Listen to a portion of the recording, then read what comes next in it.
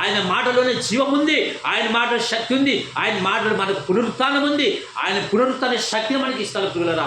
ఈ భూమి మీద మనం బతికేదంటే దేవుని కొరక, ఇల్లు కొరక, భూముల కొరక, ఆస్తుల కొరక, అంతస్తుల కొరక.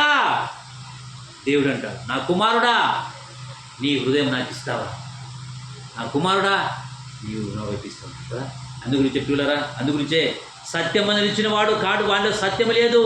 సత్య సంబంధులైన వాళ్ళు యేసుక్రీస్తుని నమ్ముకుంటారు. ఆ సత్యంలో ఉన్న వాళ్ళు సైతాన్ని ఆడల సంఘాలు, నేరాలు, ఘోరాలు, అక్రమాలు, అన్యాయాలు, మోసాలు, కుళ్ళు, కుతంత్రులు, దొంగ, కుళ్ళు, కుట్ర. సత్యము నిలిచిన వారు నేరాలు, ఘోరాలు లేవా?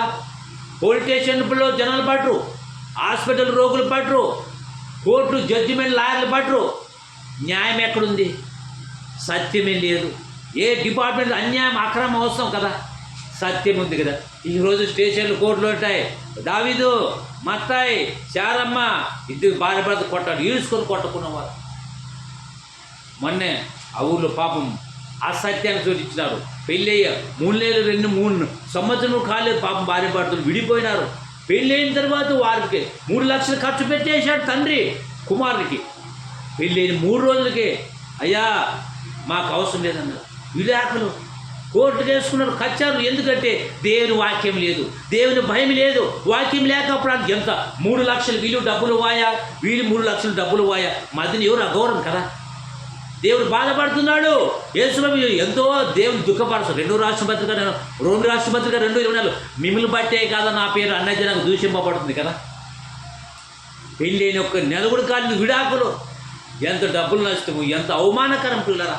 అందుగురించి వాక్యం నిలబడండి, వాక్యంకు చోటు ఇవ్వండి. సైతాన్ ఎక్కడేదో ప్రార్థన లేదో, వాక్యం లేదో, ధ్యానం లేదో, సైతాన్ కుటుంబంలో భార్య భర్తను చుచ్చి పెడుతున్నాడు, గొడవల్లో పెడుతున్నాడు, కొడుకులకు పెడుతున్నాడు, కోడలకు పెడుతున్నాడు, బిడ్డల్లో ఒకడు సైతాన్ పెడుతున్నాడు. వాడు కనబడి రూపంలో మాయ చేస్తున్నాడు. అందుగురించి అంటాడు, నా కుమారులారా నేను చెప్పే బోధన ఆలకించండి అంటాడు కదా సామెతల గ్రంథం 1లో. కాబట్టి నేను చెప్పే బోధన ఆలకిస్తే దయ్యను, సత్యము ఎన్నడూ నేను విడిచిపో వాటి ఖడ్డ పూజనం ధరించుకున్నాము. కుటుంబాలు రోడ్డు పడుతున్నాయి, పెళ్లి లేక పటాపంచ చేస్తున్నాడు. ఎక్కడైతే క్రైస్తవులు బాగుంటారు వారికి మళ్ళీ శిక్ష పెడతారు సైతాన్.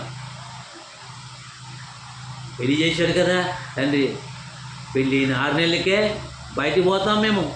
బాగిలి తల్లిదండ్రులు పోయేది, పిల్లలు ఎప్పుడు అగోచరం అయిపోయింది. వారి దిగులు లేక ఎంతోమంది అప్పులు కట్టలేక సైతాన్ చోటి ఈ బతుపడి మందు దాకా వచ్చేవారు కొంతమంది, ఆత్మహత్యకు ఎంతోమంది.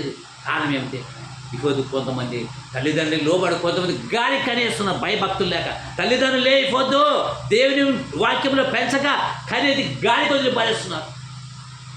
ఆ పిల్లలు భయం లేక, భక్తి లేక, భయభక్తులు లేకుండా కదా. సుండిపెంట ఈ ఒక గ్రామంలో భయంకరమైన విచారకరం. ఏం చేస్తావు సార్? పెళ్ళైన 6 నెలలు కూడా కాలేదు, 3 లక్షలు 5 లక్షలు పెళ్లి చేసినాం. మాకు ఈ విధంగా మామ సంసారం పెళ్లి తెచ్చుకుంటున్నట్లు పారిపోతుంది. ఆ పాపం తోలుకొచ్చినట్లు హైదరాబాద్కి పారిపోతుంది. బాధాకరం కదా.